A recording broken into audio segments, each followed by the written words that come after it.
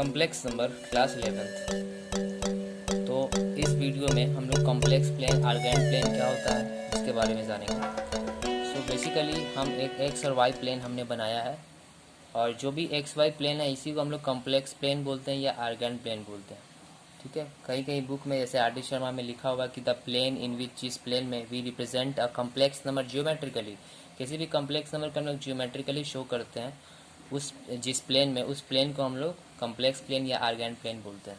Okay, so basically ये होता क्या है, ये एक्स एक्सिस को हम लोग रियल एक्सिस बोलते हैं क्योंकि इस पे सारे रियल नंबर लाई करते हैं, और इस वाई एक्सिस को हम लोग इमेजिनरी एक्सिस बोलते हैं क्योंकि ये इस एक्सिस पे सारे इमेजिनरी नंबर्स लाई करते हैं। लेट्स एग्जांपल, हमारे पास कोई एक कम्प्लेक्स नंबर है z is equal to x plus i y, कुछ भी हो सकता है, 2 + i3, जैसे 2 + i3 हो गया। तो जो 2 है वो इस एक्स एक्सिस पे लाई करेगा क्योंकि ये रियल नंबर है, और 3 जो है चूँकि ये इमेजिनरी नंबर का पार्ट है तो ये वाई एक्सिस पे लाई करेगा। तो हम लोग क्या करते हैं, कोई एक पॉइंट ले लेते हैं, लेट्स सपोज यहाँ पे पी है, उसका कोऑर्डिनेट हम लोग रियल पार्ट एक्स है और इमेजिनरी पार्ट वाई है। यहाँ से यहाँ दूरी एक्स हो गया और यहाँ से यहाँ का दूरी वाई एक्सिस वाई हो गया। सो हम लोग इस लाइन को ज्वाइन करते हैं, ये ओरिजिन हो गया हमारा।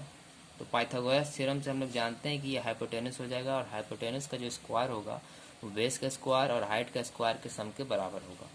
सो ओपी का जो स्क्वायर होगा वो x square plus y square के बराबर होगा, और इस ओपी को ही, जो लंबाई है, जो लेंथ है ओपी को, उसी को हम लोग मॉडुलस ऑफ जेड बोलते हैं, मॉड जेड से डिनोट करते हैं, जो कि अभी तक हम उसका फार्मूला यूज़ करते आ रहे थे। ये उसका प्रूफ हो गया।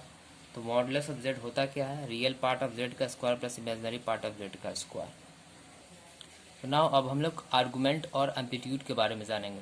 तो आर्गूमेंट होता क्या है, तो उसका जो उसका डेफिनेशन है वो कहता है कि द एंगल, कुछ भी, तो थीटा विच ओ पी, ये जो किसी भी पॉइंट को ओरिजिन ज्वाइन कर रहा है, तो वो जो ओ पी है वो एंगल बनाता है एक्स एक्सिस के साथ इन पॉजिटिव डायरेक्शन और एंटी क्लॉकवाइज। पॉजिटिव डायरेक्शन का मतलब हो गया एंटी क्लॉकवाइज, है ना। जब ये यहाँ से इस तरीके के ऐसे एंगल बना रहा है एंटी क्लॉकवाइज, जैसे उल्टा घड़ी मूव करता है, उस डायरेक्शन में जो एंगल बनता है तो उसको हम लोग बोलते हैं आर्गूमेंट या एम्पलीट्यूड बोलते हैं, जिसको हम लोग आर्क जेड या एम्प जेड से डिनोट करते हैं। इसका मतलब वो आर्गूमेंट ऑफ जेड या एम्पलीट्यूड ऑफ जेड एक ही बात हुआ। जैसे ये एक एंगल बना रहा है, ये एक एंगल बना रहा है, तो ये क्लॉकवाइज वाइज में भी एक एंगल बना रहा है। ठीक है, ये भी कुछ एंगल हो सकता है।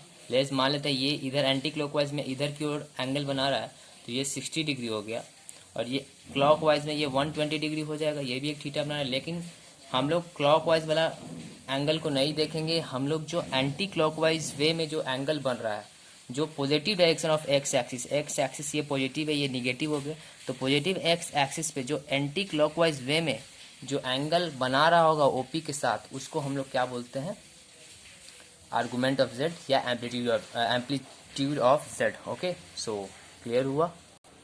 यहाँ से हम लोग थीटा निकाल सकते हैं, tan थीटा का वैल्यू भी निकाल सकते हैं।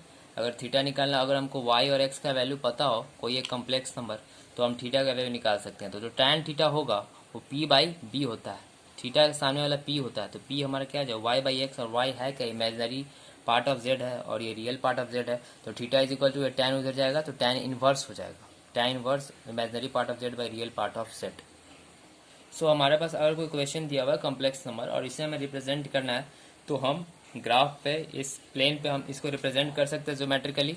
और अगर हमें पास थीटा निकालने का पूछेगा, tan थीटा क्या हो जाएगा, जो इमेजिनरी पार्ट है, इमेजिनरी पार्ट क्या है हमारे पास 7 डिवाइडेड बाय रियल पार्ट क्या है 2, और थीटा का वैल्यू हमारे पास क्या हो जाएगा tan इनवर्स z/2। तो ये आंसर हो गया।